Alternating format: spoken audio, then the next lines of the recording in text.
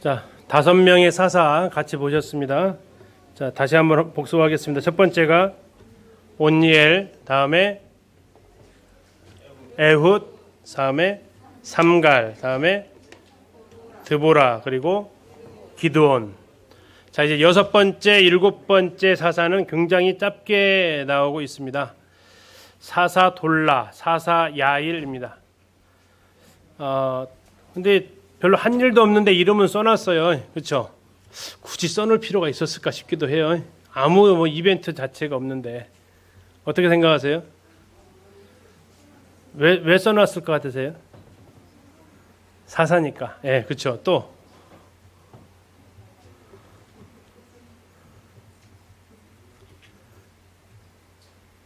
하나만 더 여쭤볼게요. 기드온 시대에 살고 싶어요? 사사 돌라나 야일 시대에 살고 싶어요? 예?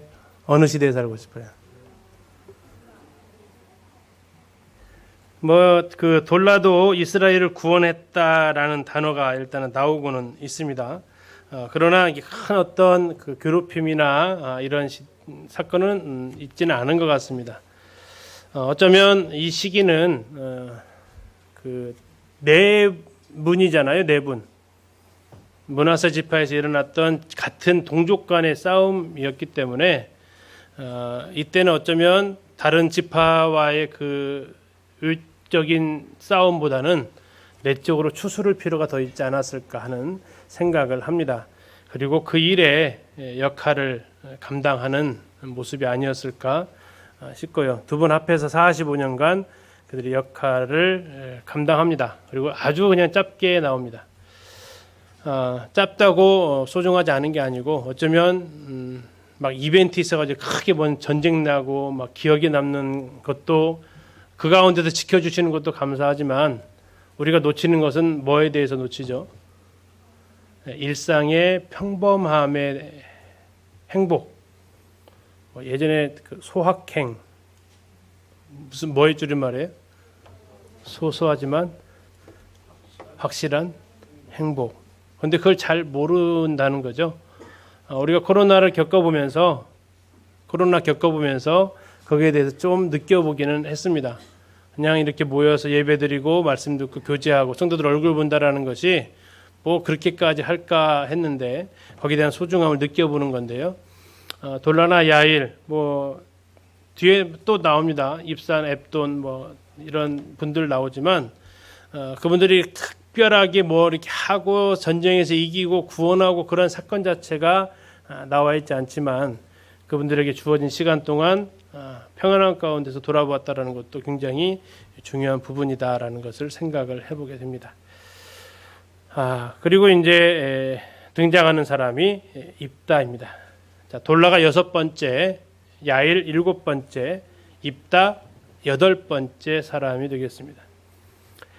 자, 그러면서 다시 이 입다에 대해서 이야기하면서 10장 6절에 나오는데요. 이스라엘 자손이 뭐라고 나옵니까? 다시 여호와의 목전에 악을 행했다라고 나옵니다. 다시 악을 행했다. 그런데 이때 상태는 굉장히 심각합니다. 이 45년간 앞에 있었던 돌라와 야일 그 두 사사의 시대가 평안해서 그랬는지는 몰라도 우상의 숫자가 아주 팽창합니다. 자, 6절 다시 보시면요. 몇 개의 신을 섬겼나 보세요. 악을 행했는데 바알들과 아스다롯과 아람의 신들과 시돈의 신들과 모압의 신들과 암몬 자손의 신들과 블레셋 사람들의 신들을 섬기고 여호와를 버리고 그를 섬기지 아니하므로. 자, 몇 개의 나라가 나왔습니까? 7개가 나왔어요. 7개. 바알과 아스다롯 이것은 대표적인 그 우상이고 나머지 아람이면 동서남북에서 어느 쪽인지 위치 감각 좀 보시게요. 아람이면 어디예요?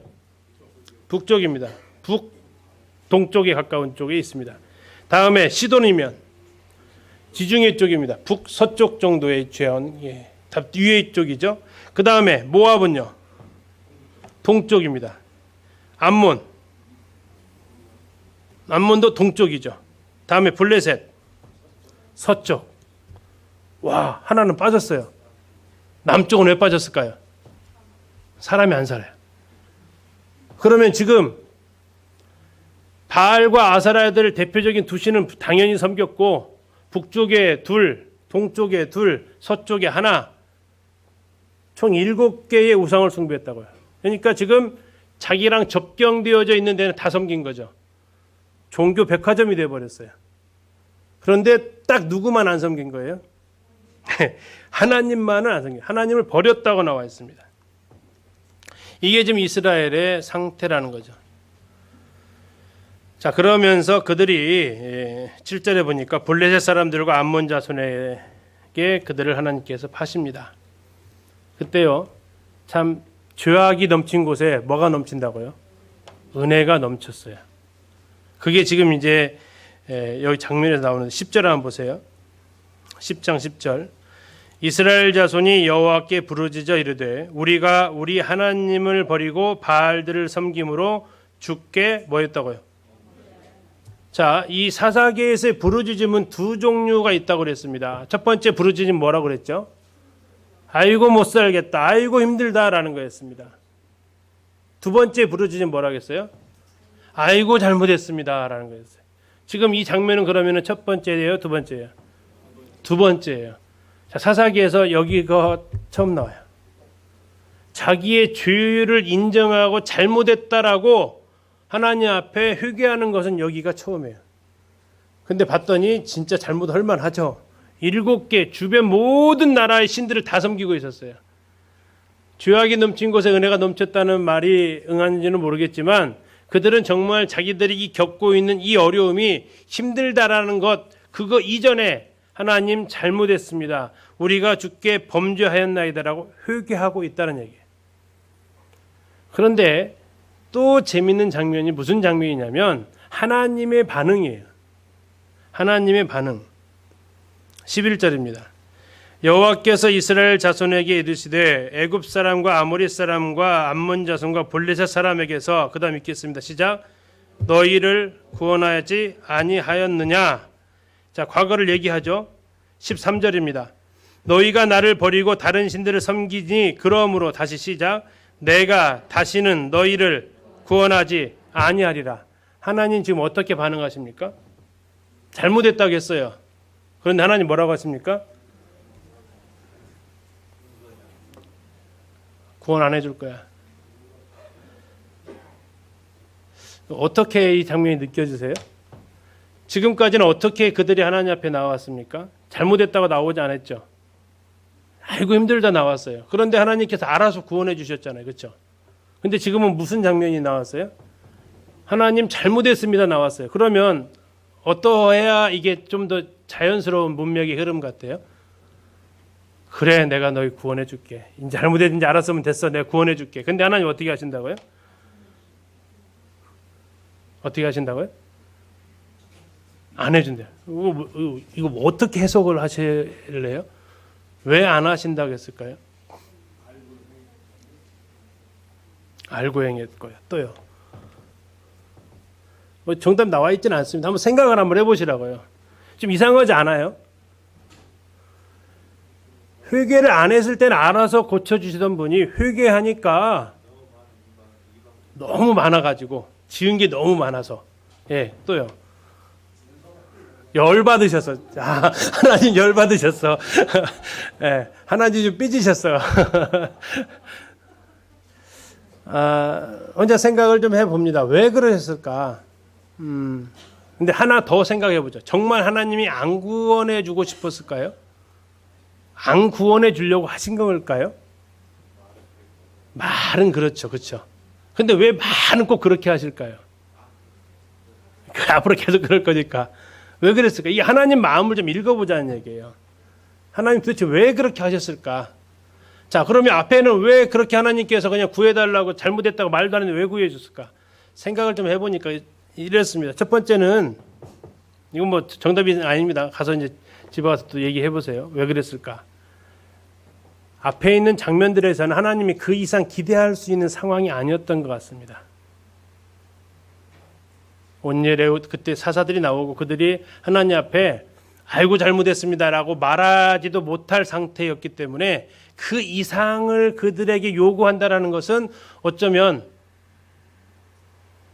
하나님께서 더 기대할 수 없는 상황이 아니었을까. 왜? 잘못한지도 모르고 그냥 아프다고만 하니까, 잘못한지도 모르고 그냥 힘들다고만 하니까 거기에서 네 죄를 지적한들 그들이 어떻게 나올지 아니까 아이고 그냥 불쌍하다.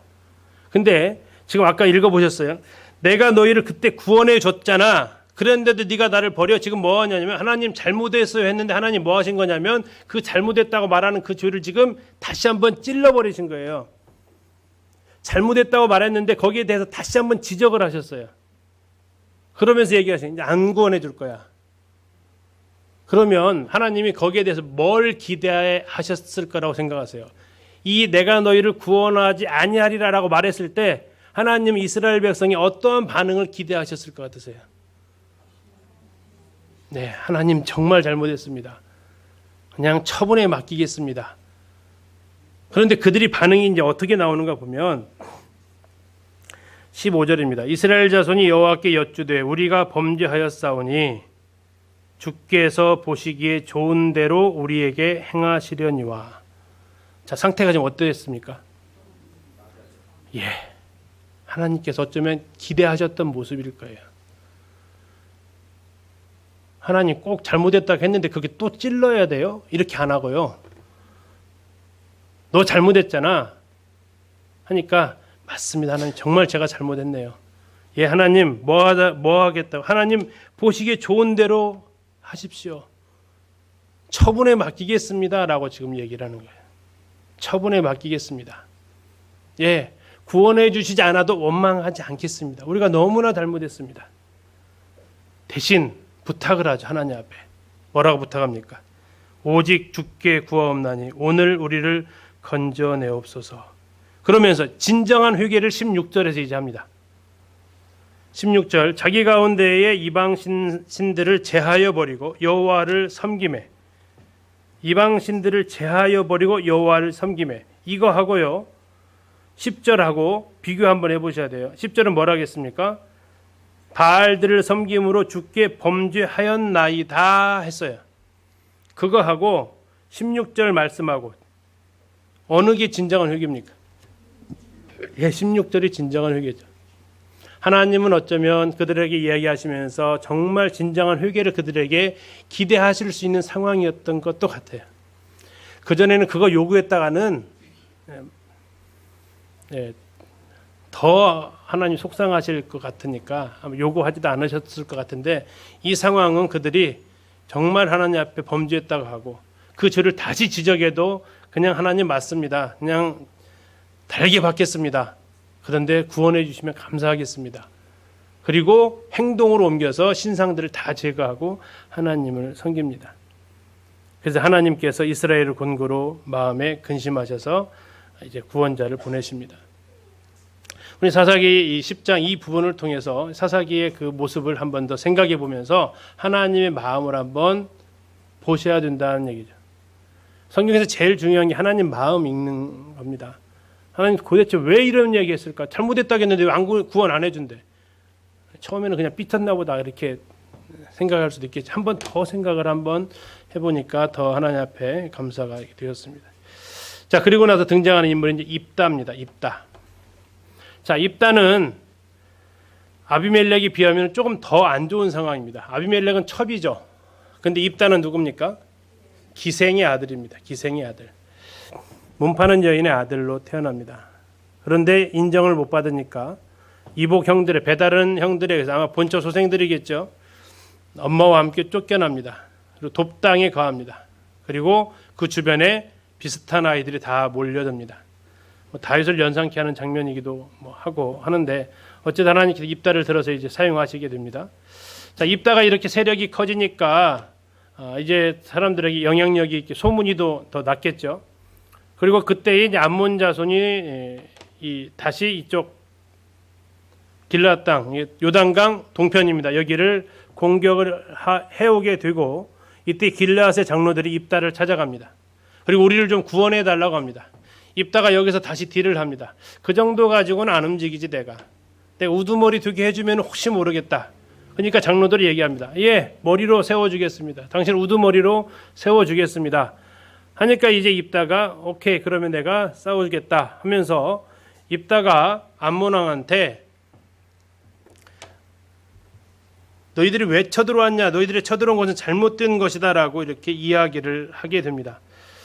14절 11장 14절을 보시면요. 입다가 암몬 자손의 왕에게 다시 사자들을 보내 그에게 이르되 입다가 이같이 말하노라 이스라엘이 모압 땅과 암몬 자손의 땅을 점령하지 아니하였느니라면서 쭉 얘기를 하면서 출애굽 시대의 역사적 사건들을 쭉 얘기를 해요. 그러니까 입다가 무식하고 힘만 센 사람이 아니었다라는 거죠. 아주 역사를 잘 알고 있었던 사람이고 그러면서 이가 지금 이 이야기를 꺼내는데 이 이야기는 벌써 300년이나 됐다. 26절에 중간쯤 보면은 모든 성읍에 거주한 지 300년이거늘 지금 그러니까 가나안 땅 들어와서 약 시간이 300년 정도 흘렀다라고 이야기를 합니다. 나중에 이것은 이제 이스라엘 연대 계산할 때 중요한 자료가 되어지고요.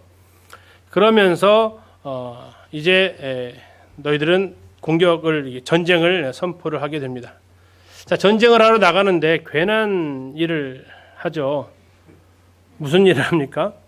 하나님 앞에 서원을 합니다. 무슨 서원이요? 만약에 내가 전쟁에서 이기고 돌아올 때에 뭐 하면 가장 먼저 나를 반기는 사람이든지 뭐가 됐든지 가장 나를 반기는 그것을 하나님 앞에 번제로 드리겠습니다. 라고 얘기를 합니다. 한번 그래서 인터뷰를 한번 입다한테 한번 물어보고 싶더라고요. 입다, 누가 제일 먼저 나올 걸로 예상을 하신 겁니까?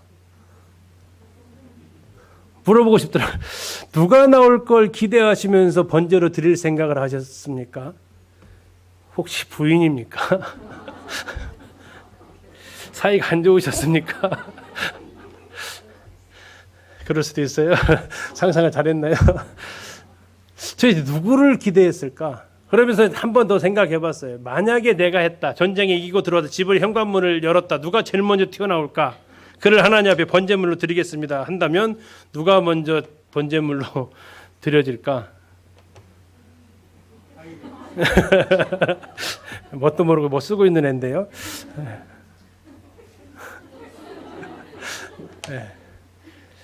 도대체 무슨 생각했을까? 그냥 차라리 뭐 소를 염소를 양을 좀 바친다고 하면 이해가는데 제일 먼저 나와서 반기는 것은 그러면 누구라는 얘기입니까? 자기를 가장 사랑하는 사람이라는 거 아니에요? 전쟁터 나간 가장이 돌아온다고 할 때 그가 살아서 이겨서 돌아온다고 했을 때 그를 제일 반겨서 나갈 사람은 누구예요? 가장 사랑하는, 가장 기다리는 그 대상 아니겠냐라는 거죠. 제 생각이 그랬습니다. 그래서 물어보고 싶은 거 인터뷰해보고 싶어요. 도대체 누구를 예상하셨길래 이참에 없애버리시려고 하신 건지 이유가 뭡니까? 라고 묻고 싶은 생각이 좀 들기도 했습니다. 아무튼 입다가 전쟁에서 승리를 하죠. 전쟁에 승리하고 돌아오는데 누가 나온다고요? 그냥 딸이 아니에요. 무남동녀가 무슨 뜻이에요? 아들 하나도 없고 오직 딸 하나 있는 거. 딸 하나 있는 아이가 마중을 나와요. 그러니까 이 서원할 때 아마 가족들이 없었나 보죠. 그죠? 전쟁터에서 아마 했을 거니까. 입다의 표정이 어땠을 것 같으세요? 자, 카메라를 갖다가 입다의 얼굴에다가 카메라를 한번 클로즈업 한번 해보시겠습니다. 어떤 표정일지. 어떤 표정이었어요? 예상한 표정이었을까요? 그렇지, 네가 나왔어. 이 표정이었을까요? 아니,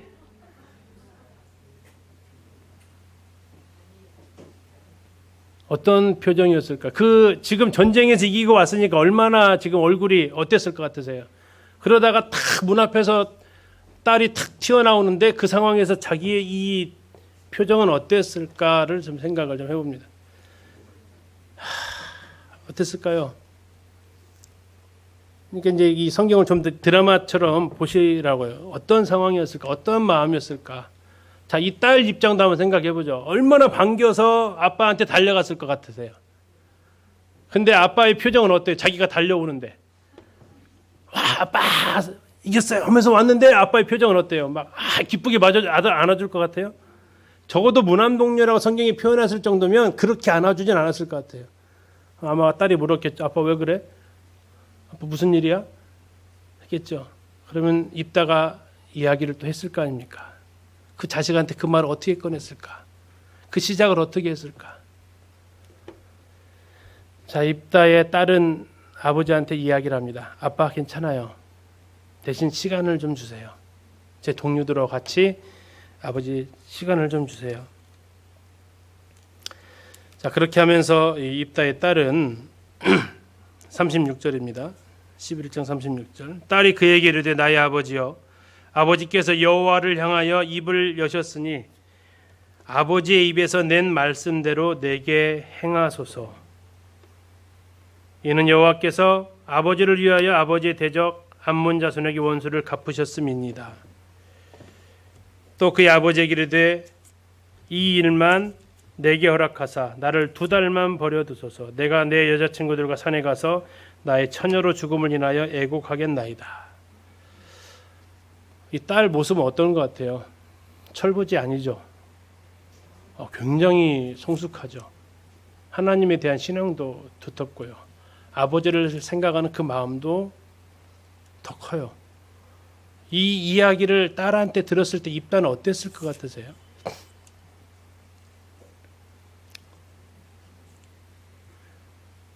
이 딸과 아버지의 이 장면을 카메라에 담으면 어떤 장면이 그려질 것 같으세요?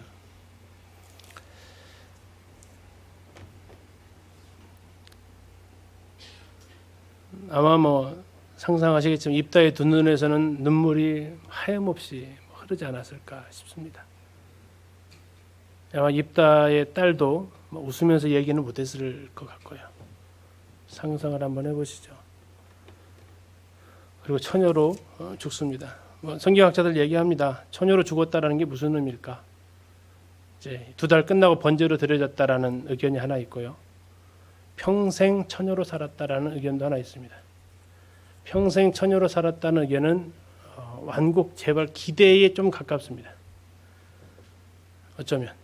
그리고 번제로 드린다는 것이 문맥적으로는 그 문맥이 맞겠죠. 그러나 성경은 거기에 대해서 더 이상 이야기는 하지 않고 있습니다. 다만 39절에 이렇게 얘기합니다. 2달 만에 그의 아버지에게로 돌아온지라 그는 자기가 서원한 대로 딸에게 행했다. 서원한 것은 분명히 번제로 드린다는 거였고 서원한 대로 행했다라고 이야기하고 있습니다. 예, 전쟁의 승리의 이면에 있는 기드온도 전쟁하고 난 그 이면에 아쉬움이 있다라면 입다도 역시 전쟁한 그 이면에 하나님의 마음 이것을 잘 알지 못한 그래서 어쩌면 이 사사조차도 자기 소견에 옳은 대로 행하고 있는 그 모습이 아닌가 생각을 또 하게 됩니다. 자, 이 사건을 좀 정리를 좀 해보면요. 자, 첫 번째 암몬 족속이 길르앗을 공격합니다. 그리고 요단 서편도 함께 공격을 합니다. 그러니까 이때 누구를 사사로 세우십니까? 입다가 사사로 세워집니다. 그래서 그쵸, 틀렸네요. 길르앗 사람과 암몬을 함께 이제 공격을 합니다. 그리고 이제 참 슬픈 일이 벌어지죠. 에브라임이 또 등장을 합니다. 에브라임이 등장을 하는데 이 에브라임이 등장을 하는데 어떻게 등장해요?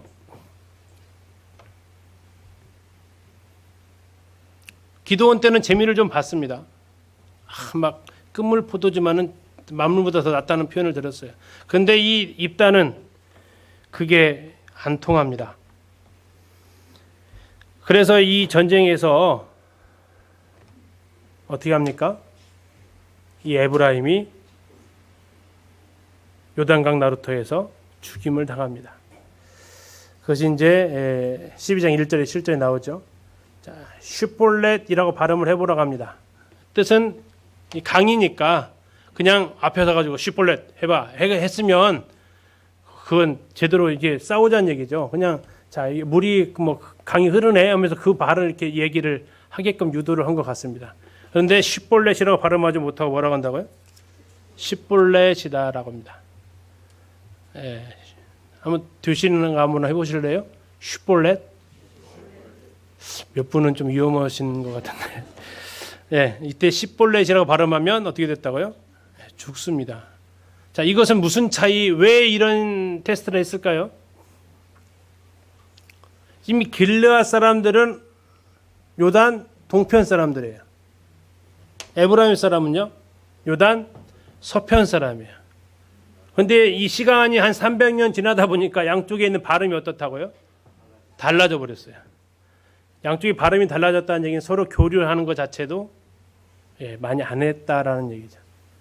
우리가 다 한민족 아닙니다. 근데 팔도로 나눠서 하다 보니까 경상도 사투리, 전라도 사투리, 강원도 사투리 다 사투리가 생기듯이 여기도 지금 이제 발음 자체를 못하는 거죠.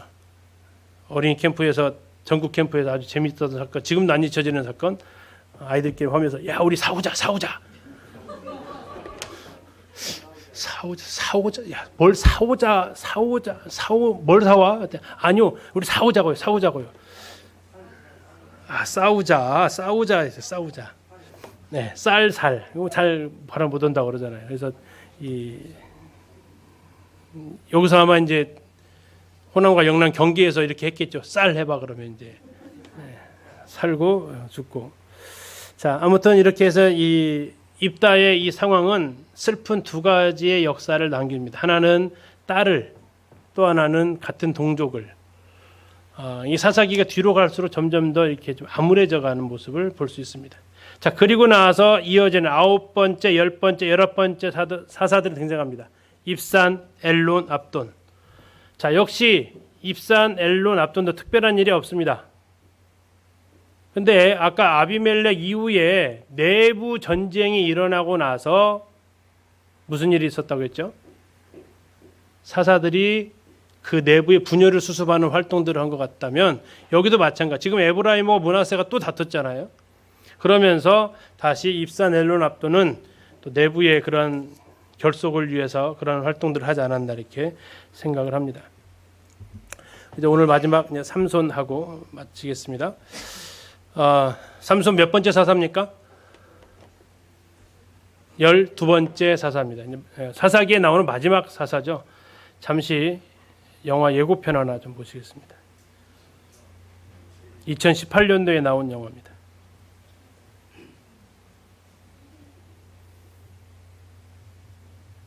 Remember their prophecy.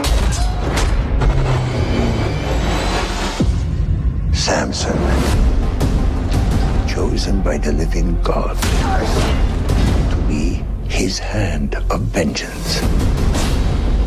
It's his will, but it is not mine. Who is this God who gives you such strength? 3 vows were bestowed upon me. No wine, no touching the dead, no cutting of my hair.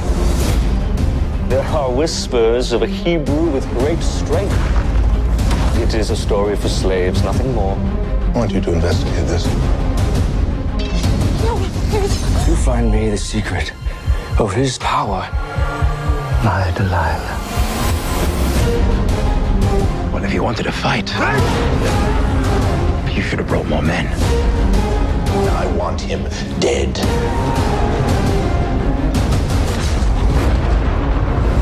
He has the strength of a god. I saw it with my own eyes. He is not a god!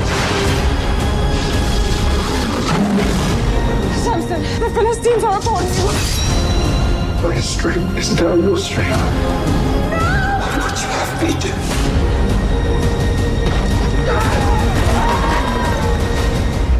My name is Samson, and you will face the wrath of God.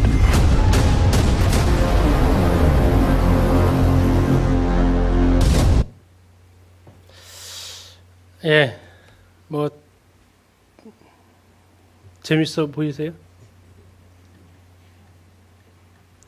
몇 명 영화 봤을 것 같으세요? 2018년도 우리나라 4월 19일 대개봉했습니다. 했나도 모르시죠? 예, 보니까 2,000명이 안 봤어요.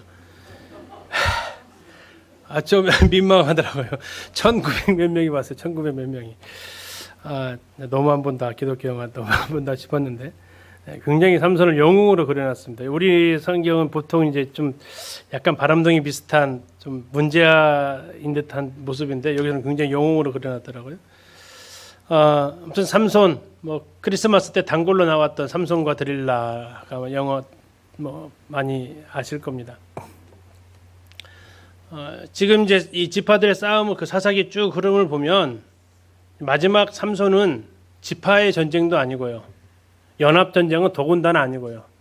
누가 싸워요? 개인이 싸워요. 개인이 싸우는데 더 안타까운 것은 지파한테도 버림받은 건 뭐 당연하고 유다 지파죠. 옆에 있는 지파들까지도 자기들 살려고 삼손을 그냥 잡아서 내어주는 듯한 인상을 보여줍니다. 드보라 때에는 굉장히 많은 연합 지파가 싸웠죠. 함께 전쟁에 참여합니다. 그리고 거기에 참여하지 않은 그들을 향해서 책망하고요. 그리고 아까도 기드온 때도 보니까 기드온 혼자 므낫세 지파 혼자 싸운 게 아니고 다른 지파들이 또 인근에 있는 지파들이 동역을 해줍니다. 므낫세 바로 위에 있었던 지파들이 같이 싸우거든요. 그러다가 입다 가니까 이제는 지파의 싸움이에요. 다른 지파가 끼어들지 않습니다. 오히려 내분이 일어납니다. 삼손 정도 가니까 이제 지파 싸움이 아니고 개인의 싸움입니다. 어쩌면 이게 그 한국 기독교의 흐름, 처음에 복음 집회하고 교회 행사 있으면 어떠셨어요? 네 교회 내 교회 가리셨어요? 안 가렸죠. 다 같이 집회 가고 같이 했죠. 저 어렸을 때 기억이 저도 생생합니다. 복음 집회하면은 강사님 숙소만 준비하는 게 아니라 인근 교회 장로님들 숙소 한 10여 분이 같이 오셔서 상담이나 같이 하셨기 때문에 숙소 준비가 만만치 않았어요. 마치 드보라 시대를 떠올리는 듯한 인상이죠. 함께 싸웠어요. 함께. 그리고 복음 집회하면 저희들도 뭐 익산에서 한다. 제가 저희 고향에서 광주까지도 갔으니까요. 저희 고향에서 남원까지는 그냥 우습게 갔고요. 아주 매번. 근데 어느 순간부터 이제 어떻게 돼요? 내 교회죠, 내 교회. 내 교회 중심으로 사역이 줄어들어 버렸어요. 그러다 시간이 좀 지나니까 어떻게 돼요? 내 교회에서 집회도 안 와요. 이 흐름이요, 사사기의 흐름이 오늘날 동일하게 우리들의 모습을 반영하는 듯한 모습이에요. 한국 교회가. 그래서 안타까움을 생각하게 됩니다. 자, 사사기에 7번 등장하는 표현이 뭐냐면 여호와의 목전에 악을 행했다, 또 했다, 악을 다시 했다. 이게 7번 나오는데 사사기에서 이제 마지막 표현이 여기에서 또 등장을 합니다. 13장 1절이죠. 이스라엘 자손이 다시 여호와의 목전에 악을 행하였으므로 이렇게 나옵니다. 그리고 여호와께서 40년 동안 블레셋의 사람의 손에 넘겨주십니다. 최장기간입니다. 40년간 넘겨줬다는 얘기는 뭐예요? 한 세대가 넘어갔고요. 이제는 애지간해서 하나님 앞에 뭐하지도 않는다는 얘기예요. 부르짖지도 않는다는 얘기예요. 이제는 이게 그냥 식민지로 살아가는 것 자체가 삶이 돼버린 상태. 이게 힘든 것 자체를 힘든 것으로 여기지 않을 정도로 그냥 일상이 되어버린 상태. 비슷합니다. 근데 또 하나 놀라운 것은 한번 보세요. 뭐가 빠졌어요. 여태까지 나왔던 흐름 중에서.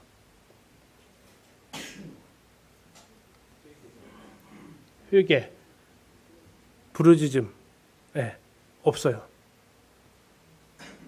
바로 등장이 타락, 악을 행했고 40년간 했고 구해달라고 안 해요. 무슨 상황이죠? 이제 구원해달라고 할 필요성조차 몰랐는 상태. 아까 뭐 잠시 했지만 뭐 이제는 개 교회에서 지역 교회에서 자기 교회에서 집회도 잘 안 와요. 그런 상태. 복음 집회 때 오히려 걱정하는 거지 성도들도 참석 잘 안 하는 것을 걱정해야 되는 어떤 그런 상태. 그런데 문제는 뭐예요? 거기에 대한 심각성을 모르는, 어쩌면 그것이 더 뼈아픈 상태. 40년간 블레셋에 의해서 압제를 받았지만 구해달라고 하나님한테 부르짖지도 못하는, 안 하는 건지 못하는 건지 어쩌면 그냥 그것이 자체로 익숙해져 버린 영적인 모습이 아까 입다하고는 또 완전히 달라져 있는 모습을 우리는 여기에서 확인할 수 있습니다. 그러면서 하나님께서 그냥 알아서 이제는 알아서 세워주세요. 알아서. 구하지도 않았는데 이제 알아서 세워주십니다. 하나님 마음이 어떠실까를 보세요. 근데 알아서 하나 세웠는데 그 삼손이 어떻게 살았는지도 우리 확인할 수 있습니다. 자, 그의 가족 아버지 마노아입니다. 어머니 이름 나오지 않습니다. 그러나 어머니는 불임 여성으로 등장하고 있습니다. 아이를 낳지 못하는 여자였습니다. 그의 땅은 소라 땅이라는 지역에 있습니다. 자, 13장 1절부터 이제 시작을 하는데요. 여호와의 사자가 출산하지 못했던 마노아의 아내한테 나타납니다. 출산하지 못했다는 얘는 그녀는 불임이었고요. 자, 그러면서 하나님께 나타나셔서 네가 아들을 낳을 것인데 그는 나실인이다라고 얘기합니다. 나실인의 세 가지 규례 아까 영화에서 잠깐 나왔습니다. 나실인으로서 너희 아들이 해서는 안 되는 것이 있다라고 얘기합니다. 자, 뭘 하지 말라고 합니까? 13장 4절에 뭐 먹지 말으라고요? 포도주와 독주를 먹지 말아라. 그 다음에요. 부정한 것도 먹지 말아라. 다음에 5절에 가면 그 머리 위에 삭도를 대지 말아라. 머리 깎지 말아라 라는 얘기죠. 이게 이제 민수기 6장에 나와 있는 나실인의 규례인데요. 나실인은 하나님께 바쳐진 사람이라는 뜻을 가지고 있습니다. 그런데 보편적으로 나실인은 평생 가지는 않습니다. 일정한 시간 동안 하나님 앞에 드려지는 사람들이에요. 근데 이 삼손은 좀 달랐습니다. 태어날 때부터 죽는 날까지 하나님께 붙들린 사람으로 나실인으로 살아갈 것이다 라고 하나님 말씀을 하십니다. 자, 이 이야기를 마노아한테 했다고요? 마노아의 아내한테 했다고요? 마노아의 아내한테 이야기합니다. 그러니까 아내가 이제 남편에 가서 이야기를 합니다. 하나님의 사자 같은 사람이 와서 이렇게 이야기를 했다고 이렇게 하니까 마노아가 이제 기도하죠. 하나님 그 사람을 다시 한번 보내달라고. 보내달라는 이유는 8절에 있었습니다. 왜 보내달라고 하냐면 8절 끝에 우리가 그 낳을 아이에게 어떻게 행할지를 우리에게 가르치게 하소서라고 이야기를 합니다. 자, 하나님께서 나한테 아들을 주신다고 했는데 어떻게 가르쳐야 될지를 안 알려주셨습니다. 안 알려줬나요? 알려줬잖아요. 세 가지 분명히 하지 말라고 가르쳐줬잖아요. 부부 사이가 어떤지는 모르겠지만 인정을 잘 안 하시는 듯한 모습인데 아무튼 하나님께서 그 기도를 들어주셨습니다. 그리고 또 나타나시는데 하나님 참 재밌으신 것이 이번에 누구한테 나타나면 딱 좋아요? 마노아한테 나타나야 되잖아요. 근데 또 누구한테 나타나세요? 그 아내한테 나타나요. 그 아내한테 나타나는데 왜 그런지는 이제 우리가 느낌으로 충분히 알 수 있어요. 방금 마노아가 분명히 하나님 아내를 통해서 전달받았는데 거기에 대해서 불신의 태도를 어쨌든 취합니다. 가르쳐줬는데 안 가르쳐줬다고 지금. 자, 그러면서 자기에게 또 나타납니다. 아내에게 나타납니다. 그래서 아내가 이제 남편을 데리러 가죠. 빨리 와봐요. 그 사람 또 나타났습니다. 그러면서 이제 남편에게 데려오니까 이야기를 하죠. 12절에 마노아가 이르되 그 중간에 이 아이를 어떻게 기르며 우리가 그에게 어떻게 행하리까. 13절 보겠습니다. 13절 읽겠습니다. 시작. 여호와의 사자가 마노아에게 이르되 내가 여인에게 말한 것들을 그가 다 삼가서. 무슨 얘기 같으세요? 얘기해줬잖아. 아내한테 얘기해줬잖아 라는 얘기죠. 그러면서 한 번 더 얘기하십니다. 포도주 소산 먹지 말아라. 독주 마시지 말아라. 어떤 부정한 것도 만지지 말아라. 삭도 얘기는 안 하셨어요. 여기서는요. 어쨌든 그러나 앞에서 얘기했던 것이 있기 때문에 다 행하라 라고 이야기를 합니다. 그래서 하나님 앞에 이름을 묻습니다. 당신의 이름은 무엇입니까? 라고 물으니까 뭐라고 대답하십니까? 나의 이름은 18절 내 이름은 기묘자라. 기묘자 무슨 뜻 같아요? 뭐 이제 어떤 영어 성경에는 원더풀이라는 해석하기도 하고 놀라우신 분이다라고 하기도 하고 아니면 어떤 분은 그냥 비밀이다. 세번역 성경에 보면 비밀이다라고 해요. 이름이 뭐예요? 비밀인데라고 이렇게 얘기를 하시는 표현을 합니다. 자, 그러면서 하나님 요청을 하죠. 제가 염소 새끼 하나 잡아올 테니까 그거 드십시오. 제사를 받으십시오라고 얘기합니다. 그랬더니 사자가 얘기하는 거죠. 제사는 누구한테 드려라? 하나님한테 드려라라고 합니다. 그러면 이 사자는 천사일까요? 예수님일까요? 제사 하나님한테 드리래요. 나한테 드리지 말고. 하나님의 사람이에요.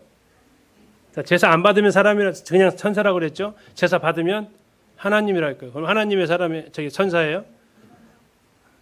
근데 이름은 기묘자래요. 근데 나중에 보니까 제사를 받아요. 무슨 상황이죠? 이 상황은 마치 복음서에 나타나 있는 예수님을 찾아온 그 돈 많은 관원과 같습니다. 그가 예수님한테 와서 뭐라고 물어봅니까? 선한 선생이여 합니다. 선한 선생이여, 내가 무엇을 하여 영생을 얻으리까 얘기합니다. 그때 예수님께서 뭐라고 말씀하세요? 네가 어찌 나를 선하다 하느냐? 선한 이는 한 분이시니 하나님밖에 없다. 자, 그러면 그 내용은 뭐예요? 예수님 어떤 분이란 얘기예요? 네가 어찌 나를 선하다 하느냐? 그럼 뭐 다시 말하면 무슨 뜻이에요? 선하지 않다라는 얘기죠. 어찌 나를 선하다 하느냐? 선하지 않다는 얘기예요. 선한 분 하나님밖에 없다. 그럼 예수님 선하지 않은 분인가요? 지금 이 사람이 예수님한테 물었던 것은 선한 누구라고 물어봤어요? 선한 선생이요라고 물어봤어요. 선생 중에서 사람이란 얘기예요. 그가 생각했던 예수님은 사람에게는 선하지 않다라는 얘기예요. 지금 이 마노아는 하나님한테 제사 드리는 이 여호와의 사자 앞에 제사를 드리는데 하나님으로 인정을 안 하고 있고요. 뭐라고 인정하고 있냐면 사람으로 알고 있어요. 사람으로. 8절부터 11절, 15절에 계속해서 마노아의 인식은 이 사람은 그냥 사람이다. 하나님이 보내진 사람이다. 하나님의 사람을 보내달라고 8절에서 이야기를 하고 계속해서 이렇게 합니다. 그러니까 이 예수님의 입장에서는 사람처럼 대하는 이 사람한테 내가 같이 식사하고 이럴 상황은 거부하시는 거죠. 그러면서 자신이 하나님이신 것을 제단에서 불꽃이 나오면서 그 불꽃과 함께 올라가시는 걸 통해서 누구인 걸 정확히 보이십니까? 하나님이신 것을 보이시는 거예요. 그러니까 마노아가 어떻게 합니까? 나 죽었다라고 하죠. 나 죽었다. 나 죽었다. 그러니까 아내가 뭐라고 했다고요? 아내가 안 죽어요. 왜 안 죽어요? 자식 낳으려면 죽으면 안 되잖아요. 그래서 얘기해요. 이 남편의 영적인 상태가 지금 그닥 이렇게 아직 아내의 영성을 따라오지 못하기 때문에 아내한테 나타나지 않았나 싶습니다. 그리고 이제 아이를 낳아서 삼손이라고 합니다. 삼손의 뜻은 작은 태양입니다. 삼손의 이름의 뜻이 뭐라고요? 무슨 의미처럼 보이세요?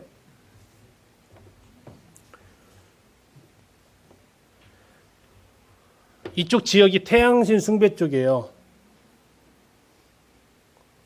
베세메스라고 들어보셨어요? 성경에서 베이트는 집입니다. 쉐메스가 태양신입니다. 그래서 베쉐메스는 태양신의 집이에요. 근데 그 소라 바로 앞에 있어요. 베세메스가. 이스라엘의 어떤 영적인 상태를 좀 볼 수도 있습니다. 뭐 좋은 쪽으로 해석할 수도 있습니다. 어쨌든. 그러나 이제 이 삼손의 출생이 이렇게 진행이 되고요. 자, 여호와의 영이 그를 움직였는데 어디서 그를 움직였다고 나와요? 13장 25절 보시면 소라와 에스다올 사이 마하네단에서 여호와의 영이 그를 움직이기 시작하셨더라. 자, 여기 잘 기억하셔야 됩니다. 어디 사이라고요? 소라와 에스다올 사이. 이게 한 번 더 나옵니다. 그러니까 잘 기억하시라고요. 여기에서부터 이제 하나님께서 그를 움직이기 시작하십니다. 자, 14장 이제 삼손과 관련되어진 사건이 몇 개가 이제 쭉 이어서 나오는데 딥나 여인 사건입니다. 삼손이 어느 날 아버지한테 얘기합니다. 나 딥나 블레셋 여인하고 장가갈래요. 얘기합니다. 아버지가 뭐라고 했을까요? 이 자식아 너 나실인이야 지금. 근데 어디 이방 족소 결혼을 해? 안 돼. 근데 아니요 나 할 거란 말이에요. 합니다. 그래서 이제 옥신각신하는데 이렇게 나옵니다. 4절에 보시면 그때 블레셋 사람이 이스라엘을 다스린 까닭에 삼손이 틈을 타서 블레셋 사람을 치려함이었으나 그의 부모는 이 일이 여호와께로부터 나온 것인 줄을 알지 못하였더라. 이 삼손을 세우신 목적이 뭐라고요? 블레셋을 치려는 목적이었다는 얘기예요. 그러니까 지금 하나님께서 이 삼손을 불러서 태어나게 할 건데 삼손이 지금 무슨 일을 할 거예요? 나신으로 살아갈 거예요. 그런데 이 블레셋을 치해두는 이 상황까지는 생각을 안 하셨나 봐요. 이게 아버지의 문제였고요. 두 번째 삼손의 문제는 뭐냐면 자기가 태어날 사명이 뭐라고요? 하나님께서 주신 것이 블레셋을 치는 거였어요. 근데 그는 그 방법은 어떻게 사용을 합니까? 블레셋 여인을 취하는 것을 통해서 그 방법을 사용해요. 자, 목적이 정당하면 수단은 관계없나요? 그러지 않거든요. 이 삼손은 자기에게 주어진 사명이 블레셋 치는 건데 그걸 뭘 가지고 지금 시도를 하려고요? 블레셋 여인을 통해서 시도를 좀 하겠다라는 거예요. 왜? 하나님이 나한테 주신 것이 블레셋 치는 거니까. 근데 그걸 가지고 목적이 선하면 과정은 괜찮냐? 아니라는 거죠. 나중에 이와 같은 일로 인해서 삼손의 삶은 계속 여인과 연관된 삶으로 간다는 얘기예요. 어느 분 표현대로 삼손은 계속 불 옆에서 놀았어요. 불 옆에서. 그러면 뭐가 돼요? 언젠가는 불에 데인다는 얘기죠. 자기는 이것만 순수하게 했을지 모르겠죠. 처음에 시작할 때는. 나는 이 여인을 통해서 블레셋을 칠 거야. 그런데요, 계속 거기 있으면요, 영향을 받게 되죠. 그것은 쭉 이야기 전개를 통해서 알 수 있습니다. 자, 그러다 이제 아버지랑 같이 딥나로 가다가 바로 붙어 있습니다. 동네가.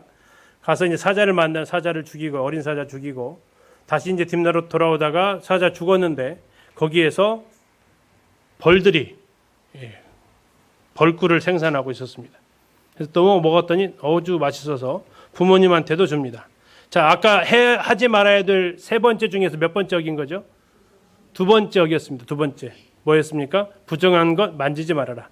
죽음, 시체는 부정하죠. 근데 그걸 만졌어요. 거기서 나는 거. 근데 그걸 갖다 부모님한테도 줬어요. 부모님까지도 부정하게 만들었어요. 시간이 지나서 결혼식을 합니다. 그곳에 가서 딥나에 가서 결혼식을 하는데 퀴즈를 내죠. 먹는 자에게서 먹는 게 나오고 강한 자에게 단 것이 나온다. 맞춰요, 못 맞춰요? 못 맞춰요. 이 수수께끼가 알 때도 이게 정답을 알면 되게 쉽죠. 근데 정답 모르면요, 정말 모르겠죠. 자, 먹는 자에게서 먹는 게 나왔어요. 먹는 자는 누구예요? 먹는 자. 먹는 자, 이제 다 말아도 모르시겠어요? 먹는 자에게서 먹는 게 나왔어요. 먹는 자가 뭐고 먹는 것은 뭐예요? 사자에게서 꿀이 나왔잖아요. 강한 자에게서 단 것이 나왔어요. 강한 자가 누구예요? 사자에게서 꿀이 나왔단 말이에요. 사자에서 꿀이 나왔 이건데 되게 모르겠잖아요. 우리는 정답을 알고 있으니까 그러지만 못 맞춰요. 그러니까 이제 이 사람들 3일째 동안 못 맞추니까 이 여인한테서 이제 달달 볶는 거죠. 이 여인은 삼손을 볶고 마침내 일주일째 되는 날 도저히 못 견뎌서 이야기를 해주니까 그 정답을 이야기를 합니다. 그러면서 삼손이 이제 이 약속대로 블레셋 사람 30명을 죽여서 거듭 가다가 이 사람들한테 주고 화가 나가지고 집으로 돌아갑니다. 자, 이제 화가 좀 풀려서 집에 다시 이렇게 그 집으로 왔더니 자기랑 결혼했던 그 여인은 어디로 가버렸어요? 자기 그 블레셋 친구 들러리의 아내로 가버렸어요. 그러면서 장인이 얘기하는 거죠. 우리 여동생은 더 예쁘니까 다 싫습니다 하면서 여우 300마리 잡아가지고 꼬리를 묶고 꼬리 사이에다가 횃불을 놓으니까 불이 어떨 것 같아요? 뜨겁죠? 불 떨어지면. 그러니까 여우들이 어떻게 해요? 막 돌아다니죠. 300마리를 잡았으니까 둘이 묶었으니까 몇 쌍이 돌아다니는 거예요?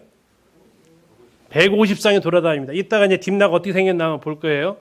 와, 돌아다니면 하게 생겼어요, 진짜. 그것을 다 돌아다니니까 곡식이 다 불에 탑니다. 이것은 이제 큰일 났죠. 와서 확인해 보니까 삼손도 잘못했지만 이 원인 제공은 이 여인과 아버지가 있기 때문에 다 죽입니다. 그랬더니 삼손이 또 여기서 화를 냅니다. 뭐라고? 이 사람들 죽였다고 하면서 다시 블레셋을 또 복수를 합니다. 그러니까 어쨌든 지금 첫 번째 이 여인을 통해서 블레셋을 복수하겠다라는 이 계획은 어쩌면 성공을 했죠. 일부분은 성공을 어쨌든 했습니다. 자, 그러면서 이제 에단 바이툼에 거하는데 에단 바이툼은 이제 유다 지파의 땅이었던 것 같습니다. 자, 이제 블레셋이 삼손을 가만 놔둘 수 없죠. 그래서 삼손을 잡아오려고 합니다. 그래서 유다의 땅이었던 레이를 공격하니까 유다 사람들이 왜 공격합니까? 삼손만 내놔라. 알겠습니다. 삼손한테 가죠. 삼손한테 가서 뭐라고 합니까? 야, 우리가 너를 죽일 건 아니니까 제발 우리 좀 살자. 너 때문에. 너만 순수히 잡혀가면 우리는 산다. 그래서 삼손도 약속합니다.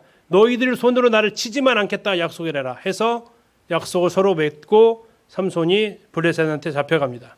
아까 영화 속에서 나왔던 장면 떠오르십니까? 뭘로 천명을 무찔렀다고요? 나귀 세 턱뼈. 자, 몇 계명 어겼습니까?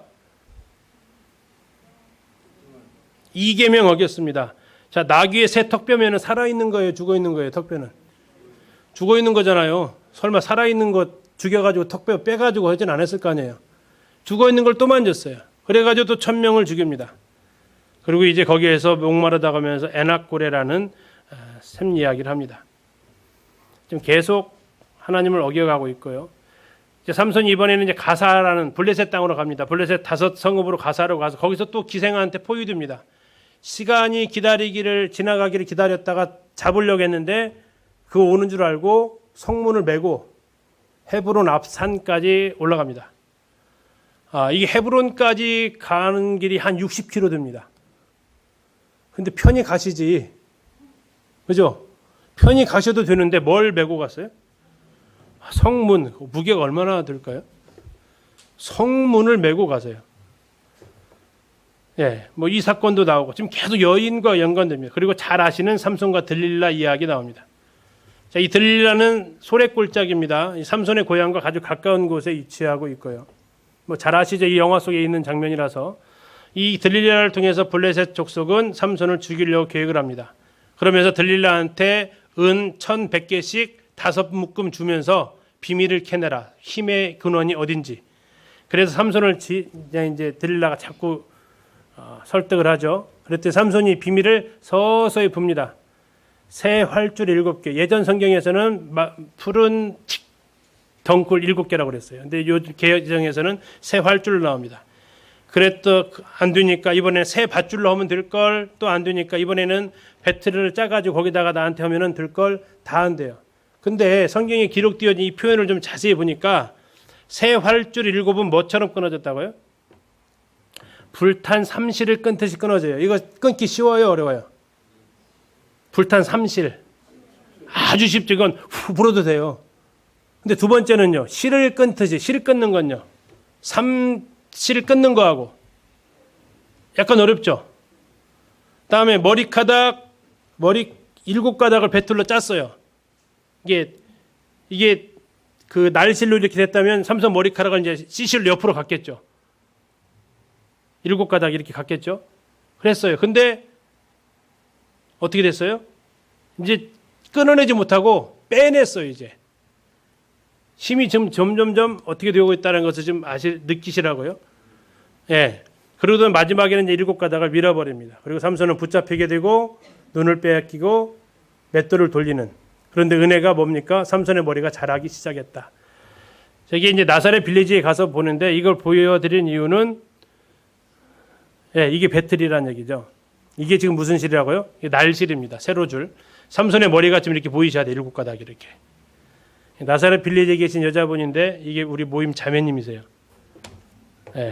나중에 알았어요. 모임 자매님이 여기서 일하고 계신데요. 이렇게 지금 이게 이제 날실이고 삼손의 머리카락 7가닥 이렇게 지금 간 거죠.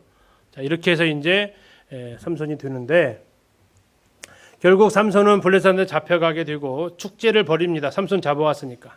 근데 이때 블레셋 사람들이 망언을 합니다. 무슨 망언을 합니까? 23절 보시겠습니다. 16장 23절에 블레셋 사람의 방백들이 이르되 우리의 신이 우리의 원수 삼손을 우리 손에 넘겨주었다 하고 다 모여 그들의 신 다곤에게 큰 제사를 드리고 즐거워하고 백성들도 삼손을 보았으므로 이르되 우리의 땅을 망쳐놓고 우리의 많은 사람을 죽인 원수를 우리의 신이 우리의 손에 넘겨주었다 하고 자기들의 신을 찬양하고. 자, 지금 삼손과 블레셋 싸움이 아니라 이제는 누구와 누구의 싸움이 되어버렸냐면 하나님과 다곤의 싸움이 되어버렸어요. 하나님과 다곤의 싸움. 하나님께서 이 소리를 다 들으시죠. 그래서 이제 삼손을 통해서 두 기둥을 무너뜨리고 그 안에 있었던 3,000명의 사람들이 죽습니다. 그리고 그가 어디에 장사가 되었다고요? 16장 31절에 어디요? 소라와 에스다올 사이. 그 장소가 어떤 장소였어요? 처음 하나님의 영에 의해서 움직였던 그 장소였어요.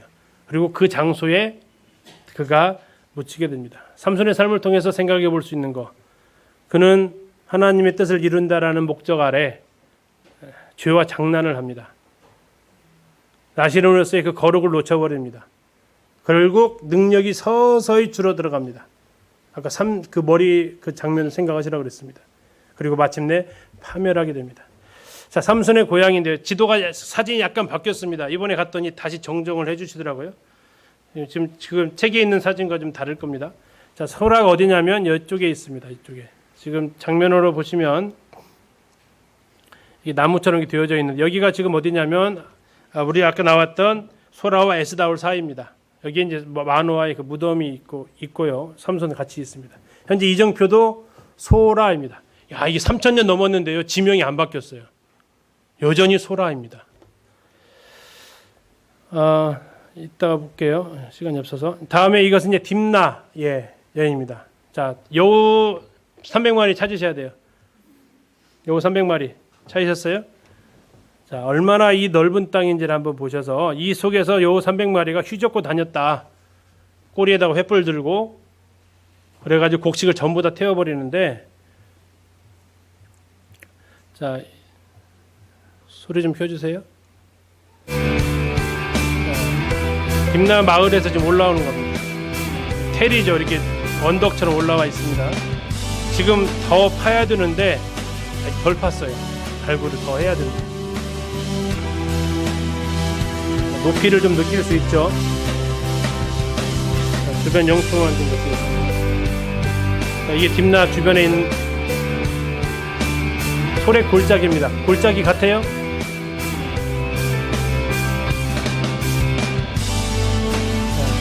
여우 300마리 뛰어다니는 거 보이세요? 얼른 신나게 뛰어다녔겠죠. 이 정도 되면요. 그러면서 여기에 있는 곡식들을 전부 다 이렇게 태우는 이런 모습들을 볼 수